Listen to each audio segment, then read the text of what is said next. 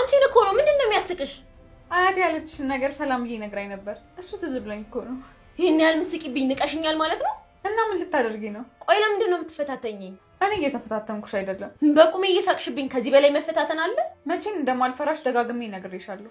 እንድትፈሪኝ አንቄ ልግደልሽ? ኧረ እባክሽ፣ አንቆ መግደል እኮ ፎቶ እንደመስረቅ ቀላል አይደለም። ምን ለማለት ፈልገሽ ነው? እኔን አንቀሽ ለመግደል ጀግና መሆን ይጠይቃል። ወይኔ እርግብ፣ ጭራሽ ብለሽ እዚህ በቆምኩበት ታበሽቂኝ ጀመር። ታሪኬን ዘርፈሻል፣ ግን ያልገባሽ ነገር ስሜቴን መዝረፍ አትችይም። እማዬ ግን የእናትነት ስሜቷ ልጇ እኔ እንደሆንኩ ነው የነገራት። እሷን አንድ ብለሽ ብትቆጥሪ እንኳን እኔ በአያቴና በአባቴ ይበልጭሻለሁ። እውነታው ይሄ ነው። ሰዎች የሚያወሩት ሳይሆን በምርመራ የሚገኘው ውጤት ነው እውነታው። እሱማ ሊታይ ቀርቧል። ያኔ ምን እንደሚውጥሽ እናያለን። አንቺን አንቆ መግደል ያን ያህል ከባድ ነገር አይደለም። ግን እኔ በቁም እንድትሞቺ ስለምፈልግ አልገልሽም። ሲጀመር የሚገለኝ የሚያኖረኝም ፈጣሪ ነው።